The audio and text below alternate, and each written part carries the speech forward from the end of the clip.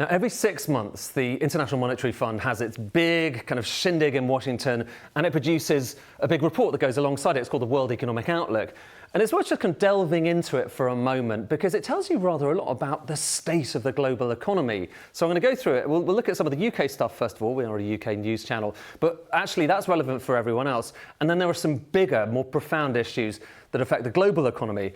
Start with the UK, okay? And again, this is kind of interesting here. This is the growth forecast for this year, so 2025, and the UK looks like it's one of the strongest economies. You know, the US is the strongest there, 2%, the UK there at 1.3%, and there is the rest of the G7, so industrialised economies. Next year, the UK is kind of basically the same, but Canada overtakes it. These are the kind of charts, the kind of figures that you can well imagine Rachel Reeves, the Chancellor, kind of talking about in the budget when it comes to the budget, because look, it looks pretty good. The UK is relatively strong compared with most other economies. But here's the catch, okay? So that's looking at GDP, so overall gross domestic product growth across the whole economy. If you want to get a better sense of just how that feels, so living standards, then you need to divide those numbers by head of the population. So you get GDP per head. It's a kind of just a better measure of how we're actually doing. And if you do that in 2026, so again, exactly the same numbers from the IMF, rather than looking at overall GDP, looking at GDP per capita, look at what happens to the red bar. So this is GDP per capita. In fact, rather than being kind of towards the top of there, it is the weakest in the G7. So the weakest GDP per capita of any G7 nation. So that's going to be a bit of a concern for the Chancellor, not that she'll kind of want to talk about that one as much. She might not also want to talk about this. So this is inflation. And again, worth bearing this in mind, even if you're not from the UK, because this is showing you inflation in the US, in the euro area and in China. But look at where the UK is. Look at UK inflation. Higher at the peak and then higher right now. And it does look a little bit sticky. It looks like UK inflation is supposed to be about 2%, but it's well above there at the moment.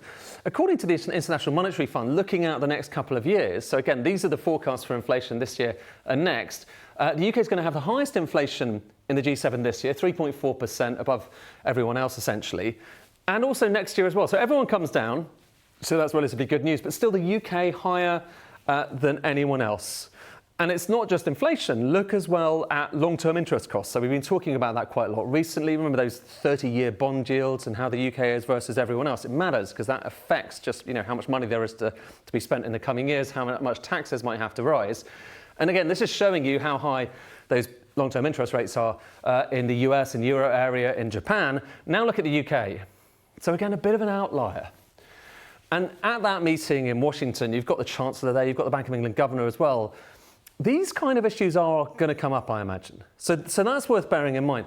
But there is something bigger going on here. So within this World Economic Outlook, we also get an update from the International Monetary Fund about how is the global economy doing. And if you kind of follow these things, you might remember what happened last time. So last time, this is the forecast from last October, and then we had the numbers coming through in April. In April, obviously, by then Donald Trump was the president, and the IMF said, oh gosh, okay, there's the tariffs coming in, and as a result of the tariffs, we are going to cut our growth forecast. So focus on the 2025 bar here, and look what happened. Look what happened to that. So they cut that from 3.2% to 2.8% and said, look, this is tariffs. Tariffs is going to have an impact, and you might have a bit of a bounce back next year. But here's what happened this time. So again, focus on 2.8%, and now look at where the forecast for that same year has just been changed to. Ooh, it's back up to 3.2%. And that raises the question, what happened here? Were the tariffs not as much of an issue as the IMF originally thought? Well, in their defense, I mean, there's a lot going on right now. Okay, so the world is certainly more uncertain. This is kind of a measure of it that the IMF has replicated in their latest report, showing you just the degree of uncertainty. It's based on what people are talking about in newspapers. And after Donald Trump was elected, just look at that line kind of going up through the ceiling. So you're dealing with a world economy that's a little bit more unpredictable, or kind of a lot more unpredictable than it has been for a long time.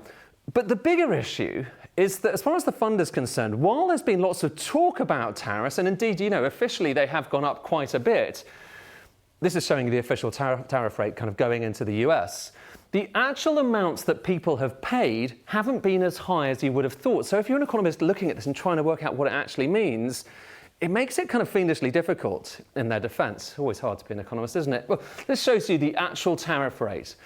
So look at the difference between them. The actual amounts that companies have had to pay has been lower than the amount that we often hear about. And that's partly because people have been shifting goods from one part of the world to another in order to pay lower tariffs. I'll give you a really good example of this, okay? So again, this is from the fund, and it's quite a useful way of thinking about it. In their models, this is them explaining perhaps why they got it wrong. In their models, this is what they thought might have happened to the inflation rate for certain different things. Everything from children's clothing to jewellery and watches to new motor vehicles and therapeutic appliances, everything else. That's what you would have thought, based on the tariff rates, would happen to these prices. But have a look at what actually happens. So the red dots are the actual inflation rates for these things. And look at the red dots. They are much lower than the bars. In fact, in many cases, they're kind of below zero, showing that actually you've had deflation. So basically, prices haven't gone up as much as you would have thought, as much as the economic model suggested they would have, because of tariffs. There's quite a big deal here. So we're starting to see the reality of tariffs in the economy. And here's another really good example, another good way of looking at this. What this is showing you is Japanese car prices, the export prices of cars going from Japan to kind of the rest of the world. So that's the blue bar, and then to the US. And look at what happened. So tariffs were imposed, and the prices that were imposed on Japanese exports to the rest of the world kind of carry on as they have been. The prices on cars going to the US from Japan, look at what happened. So they fall really sharply. And what you're seeing there, maybe, we're still trying to work this out, or at least the economists there are still trying to work this out, is you've got Japanese car producers who are basically taking the hit. And so they don't show up in the showrooms in the US so far. And I think the point the IMF is making is that just a temporary thing? And eventually all those Japanese car makers say, okay, well, we want to make some money. And so they put up their prices. Or is that permanent? And the short answer is we just don't know at the moment, but it's not going how the IMF expected it would back last year, or rather in April. A couple of other things, because as I say, this is a really interesting report. It's a good update on the state of the economy. And there's one thing that loads of people are talking right now, which is AI. Okay, so obviously share prices in AI companies have been going up like crazy recently. No one's quite sure where this is going to end up. Is it going to be an enormously positive thing for the economy? Is it going to lead to a bubble? No one quite knows. But one thing we do know, so if you look at this point here, so this is showing you the extent to which that the S&P 500 index, so the main index in the US, is concentrated in specific shares, mostly NVIDIA, but certain shares that are kind of AI shares. The higher this is, the more concentrated it is. And look at what's happened in recent months. So that has basically got to the highest level of concentration in the S&P that we have ever seen.